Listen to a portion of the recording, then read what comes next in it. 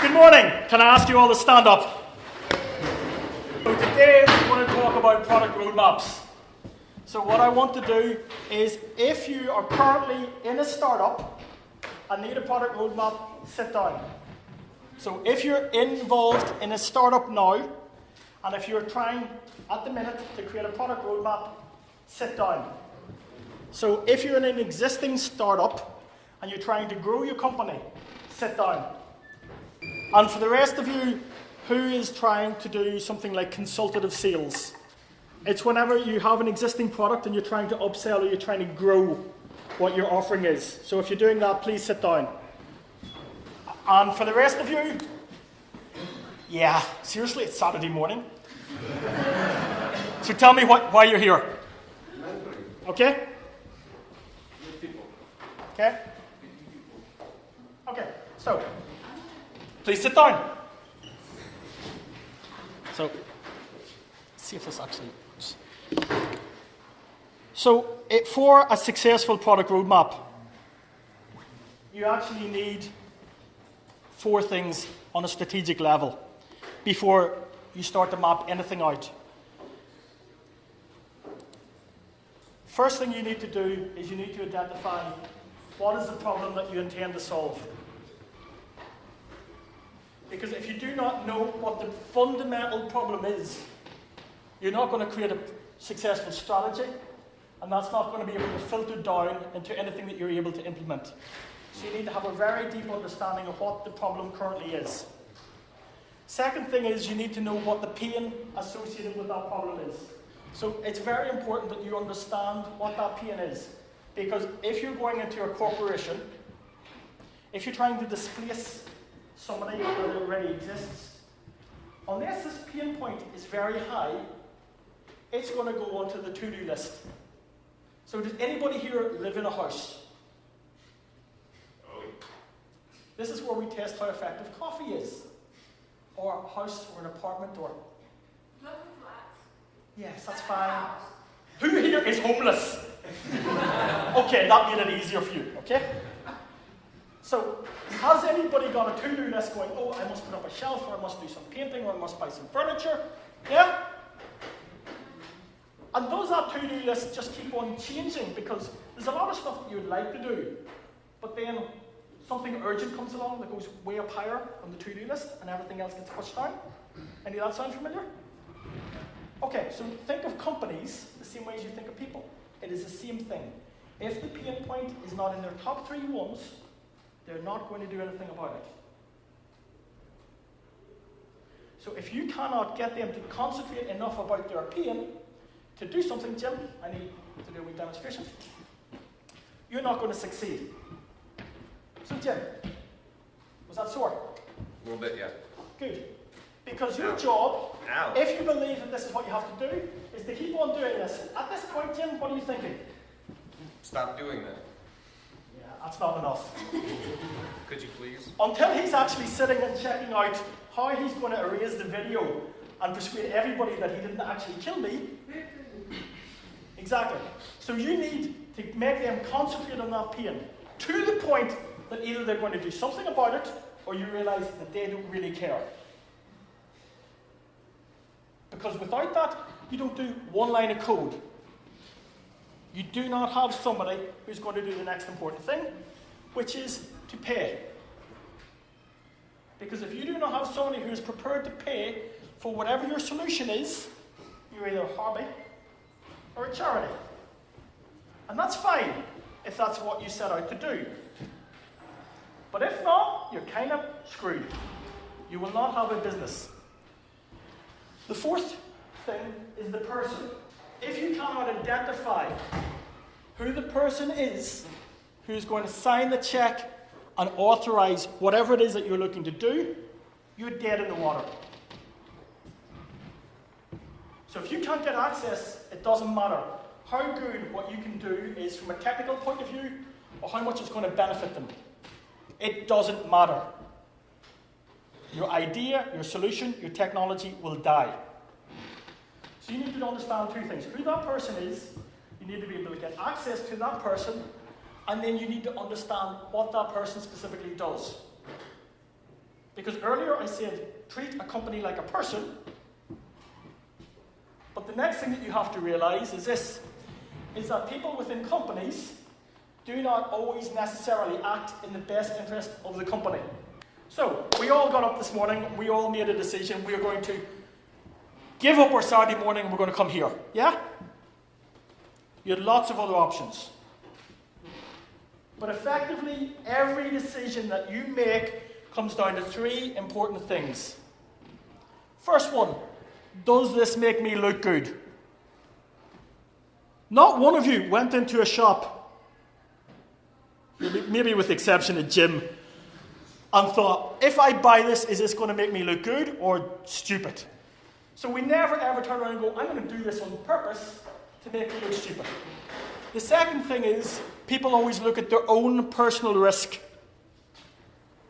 So anything that you try and get them to do, if by them signing it, they could be signing their own career death certificate, are they likely to do it? No.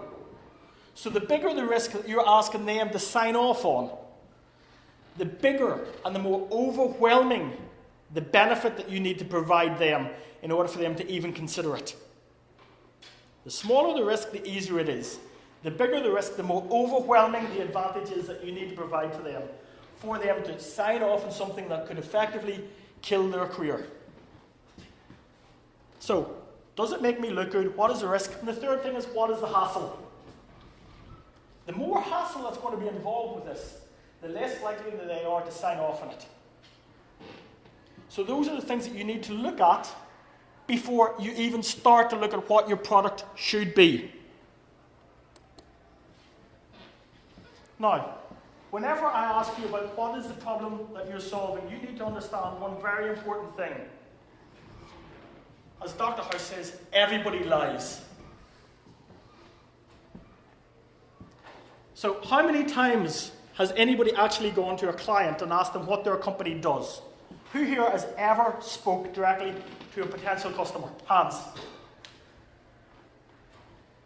Who here, keep your hands up, if the company that they describe to you is actually the same as the company that exists? One more time. So, you go and you're talking to a client and you say, what is it you do? And they will tell you this big corporate blurb. And you go, oh, can you do this? Absolutely we can do this. Can you do that? Absolutely we can do this. And then whenever you scratch the surface, do you find out what they say they can do and what they do is the same? I have never, ever experienced that in 20 years of doing this. Not once. There is always a gap. And you need to be very conscious of this if you're talking to the guys who are making the decisions. Because if you're turning around and saying, oh, our software or our solution can do this, normally they go, but we can do that. And unless you actually know enough about their company, you go, okay, great, do it now. I'll start the clock. Because what they can do and what they're doing on a day-to-day basis normally is very, very different. What they can do and what the resource involved in being able to actually deliver that is normally very different. And a lot of the times they do not know or understand that. So everybody lies. So unless you actually know more about their business than they do, and have mapped out all these pain points in all the scenarios, the chances of you succeeding are slim to non-existent. Now, people always talk about going out and doing needs analysis and asking customers what they need. This is normally the response. What do you need in a car? Oh, it needs to do this and that and the other. They will normally tell you that they need something like this. If you use that to develop your product roadmap, you're screwed. Because whenever you go back to them and ask them for money, what do you think the answer is going to be? Oh, well, we didn't actually need it to do 0 to 60 in 2.2 seconds. We didn't actually need it to be able to map the Nürburgring in like 5 minutes and 32 seconds. Actually, what we really need is, we were thinking more of like a sort of a second-hand smart car And we only really need it to get from here to Żabka and just... So what they tell you they need and what they actually will need is very often different. So you need to understand that, and you need to be able to draw out those responses. So this is a lovely quote, but is very often used badly. So who here knows who Wayne Gretzky is? Okay, for the sports fans among you, he was considered to be the greatest ice skater of all time. And he was asked, why are you so good? And he said, I do not skate to where the puck is, the wee thing that they have to control. I always skate to where the puck is going to be. And people tend to use this as a definitive statement in terms of a definitive roadmap. You never, ever have a definitive roadmap because things always change. So the first time I ever played American football, I played lots of other sports. I was playing rugby, I was playing lots of other different sports. And I got told the ball's going to be kicked off and you sprint down and you see if you can get it. So the ball got kicked off and I sprinted down. I'm flying down as fast as I can. And next thing I'm looking at the ceiling, going, what the fuck just happened? I didn't and wasn't aware of the fact that the opposition are allowed to tackle you even when you don't have the ball. So I'm running a full sprint and somebody comes along, puts their arm up, and it's a clothesline. And I'm bouncing on the ground. So where you're going to, you have to be able to maneuver around obstacles. There's going to be a changing environment. But you need to know in general what you're looking to achieve. And you need to have the flexibility in order to be able to amend what your product roadmap is to take advantage of that. Because every time there's change, it creates opportunity. If you're positioned and if you have the understanding of what the overall objective is that you're looking to achieve. So what I always do is I always run the scenarios. And I map out exactly how I would like the system to work. And then what I do is I go back and I say, what adds specific value now? Now later on we're going to have two other speakers and they're going to be talking about some things that I'm just going to very briefly glance upon. Because whenever you run the scenarios, you need to have an understanding of a lot of different things. The first thing is that you have to create the strategy first. Now, this has got corrupted, but if you do not know your strategy, you have no ability to map out what your product should be, and you have no idea then to translate that into project management and deliverables. So, again, this is a little bit corrupted. In terms of the feature cost, now, Pavel will be talking about this in a lot more detail. You need to understand what each feature will cost you. You need to understand what the dependencies of those features are. Because sometimes you're going to try and create something and the market doesn't care. And you don't know before you start out. So you need to be able to have a dialogue with your technical team. You need to be able to say, okay, I believe the customer places this value upon this as a deliverable. But we need to prove it. We might need to prove it in order to get a pilot signed off. So at that point, you need to be making decisions going, is this something that we need to create which is going to be completely scalable? Is this something that needs to have all the security? Or is this something that we need to demonstrate as simply a proof of concept? So later on, there's going to be a discussion in regard to things like technical debt. But you need to understand why you're doing it. You need to have buy-in from all the different people involved. So this allows you to shape what you do. Because your key thing is, what do we have now? What are the current pains? What are the things that we can develop that will remove these pains? And what are our capabilities to develop it? Because everything that you do is going to have a cost. It's going to have a cost in terms of your time, your resource, and other opportunities. It's going to have an implication in terms of the size and the scale of the pilot that you create. It's going to have massive implications in terms of what you're mapping out in terms of your project management. But if you do not have the strategy, none of these other things are going to work. So, normal product development can be likened to a tug of war between, on the one hand, the business people who go, oh, we want to do this, and this is what we've tried to sell, on one hand, and on the other hand, the people who actually have to develop it. So, if you don't do this well, this is what's going to happen. And inevitably, one of the two of you are going to fall into this abyss, and it's not going to end well. If you look at the feature value, you're going to have a very different thing. So you need to be able to look at what is the technical cost, what are the technical implications. You need to look at what the business cost and the business value are to the different people. You need to understand what the dependencies are. So if you're turning around now, and if you're mapping out the scenarios and you're going, okay, this is the one thing that company, we have identified, they do not have a big competitor in that particular space. And it might be something really, really simple. But this could be the wedge. This could be the easy point of access that you've identified. Because to them, there's no risk. Oh, we're doing that. It's been done manually. Yeah, if you can do something better, happy days. This might be your entry point, which is going to provide reassurance that you're able to deliver. It's going to create tangible benefits for them, and it's going to create a relationship. And very often, the successful startups will adopt that as an initial strategy. You look at the simplest point of entry. And if you do that, you have a good chance. The other key thing that you need to do is you need to have strong buy-in.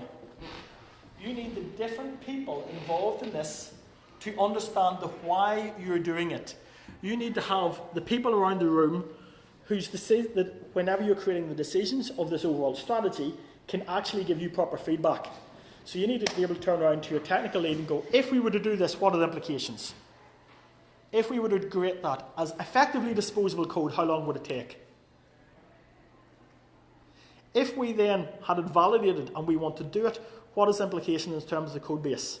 And how long would it take to develop that? Because you need to know and understand all of these implications before you can engage with a customer. And if you aren't able to engage with a customer, the chance of you actually creating a successful product roadmap where you're managing their expectations is horrendous. So this needs to have proper buy-in, proper engagement from your own internal team and from the external team. And you need to have a clear understanding that the strategy is different from your project management plan. Because your project management plan is going to be far more definitive. It is going to be about, we're going to do the following. On these days, we're going to have these release dates. And this is what it's going to look like. So this all needs to come in advance of your project management plans. And at every point, you need to be going back. For every line of code that you create, you need to understand what is the value. And you need to have that validated off the customer. Because if the customer thinks that there's no value in it, or don't see any benefit of it, why are you creating it? So you need to understand that.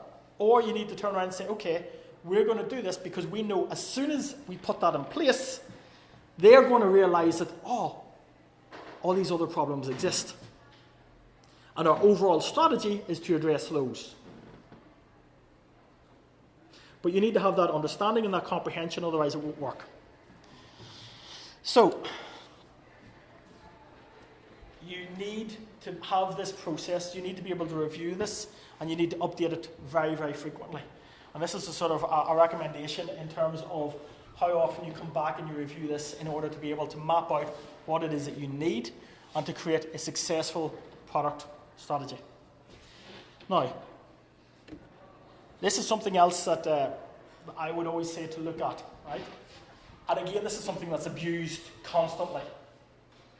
Because most product strategies have things which create absolutely no value till it's completely finished.